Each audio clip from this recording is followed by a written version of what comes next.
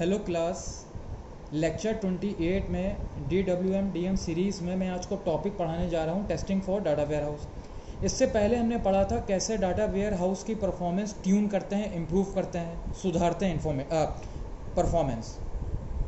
यहाँ पे हम चेक करेंगे किस एरिया में हमें ट्यूनिंग करनी है, किस पर्टिकुलर एरिया में एरर आ रही है, किस पर्टिकुलर एरिया में इम्प्रूवमेंट की ज़रूरत है। वो हमें टेस्टिंग के द्वारा ही पता चल पाएगा।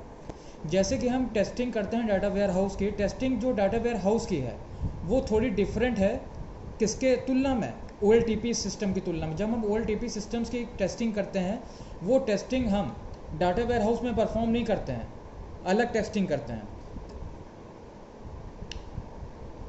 फिर नीचे देखिए लिखा हुआ है, testing for data warehouse on the other hand can not and should not duplicate all of the error checks done in the source system.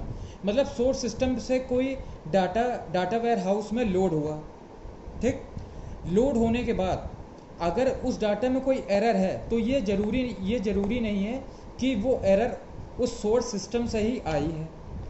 तो हमें डाटा वेयर हाउस को चेक करने की ज़रूरत है कि डाटा वेयर हाउस में कहाँ पे एरर आ रही है, क्यों हमारा डाटा प्रॉपरली लोड नहीं हो पा रहा है।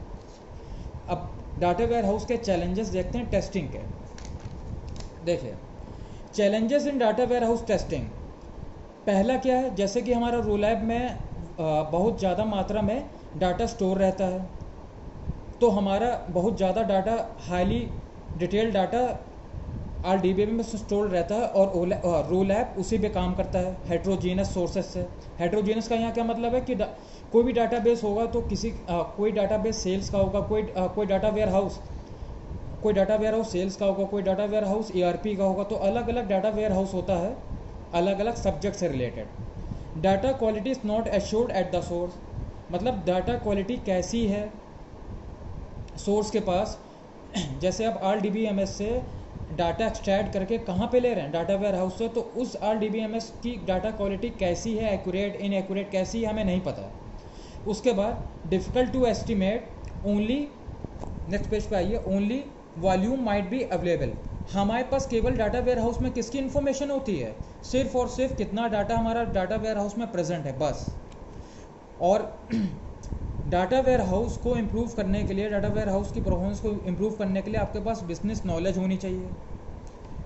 जो हमारा डाटा है, डाटा वेरिफिकेशन 100% पॉसिबल नहीं है, बहुत हाई क्वालिटी कॉस्ट लगती है डाटा वेयर हाउस को मेंटेन करने की।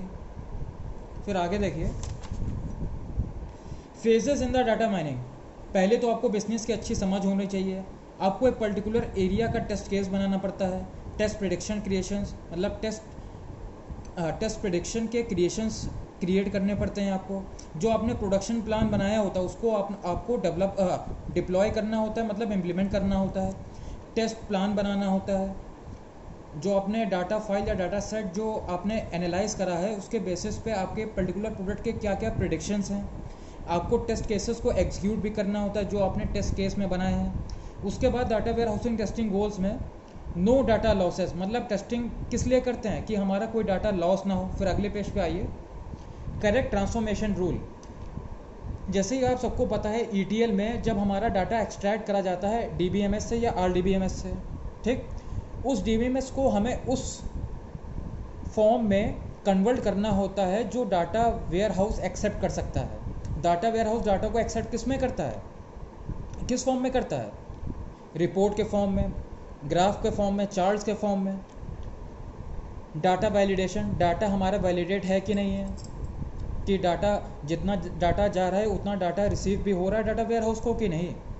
फिर उसके बाद data warehouse testing initiative.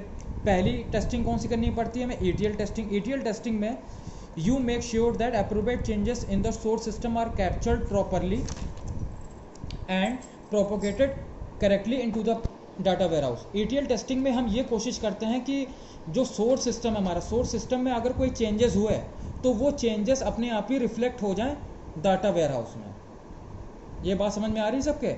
जो अगर हम RDBMS से कोई डाटा एक्सट्रैक्ट कर रहे हैं, वो डाटा एक्सट्रैक्ट करके डाटा वेयर हाउस में तो स्टोर हो गया, लेकिन अगर कुछ चेंजेस हो रहे हैं डाटा RDBMS में तो वो चेंजेस रिफ्लेक्ट करने चाहिए डाटा वेयर हाउस में भी। अगली टेस्टिंग है फंक्शनल टेस्टिंग। फंक्शनल टेस्टिंग में क्या होता है, you make sure all the business requirement, मतलब हमको इस चीज़ के लिए श्योरिटी देनी होती है कि सारे बिजनेस रिक्वायरमेंट हमारी पूरी हो जाए. परफॉर्मेंस टेस्टिंग,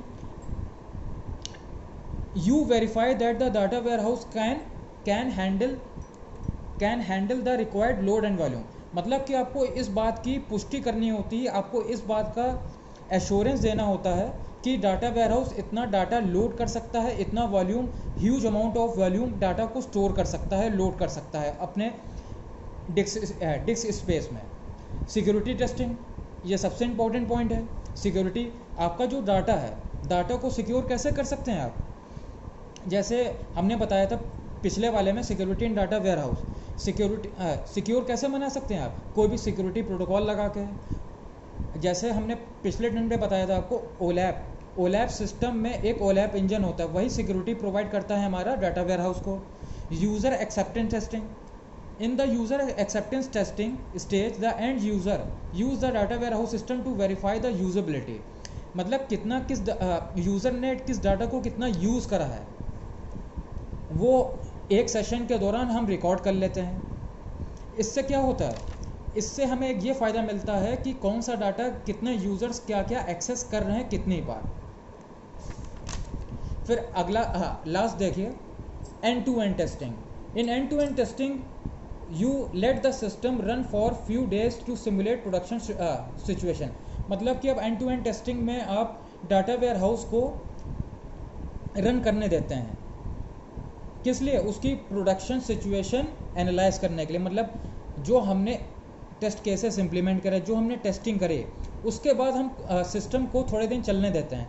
सिस्टम की परफॉर्मेंस फिर हम बाद में इवेलुएट करते हैं based on statistics provided by the, किसके द्वारा प्रोवाइड होता है, जो हमारी रिपोर्ट जनरेट होती है डाटा वेयर हाउस की परफॉर्मेंस रिपोर्ट, उसके बेसिस पे हम डाटा वेयर हाउस को फिर से टेस्ट करते हैं. तो आशा करता हूँ आपको ये कंप्लीट टॉपिक समझ में आया होगा. Thank you class.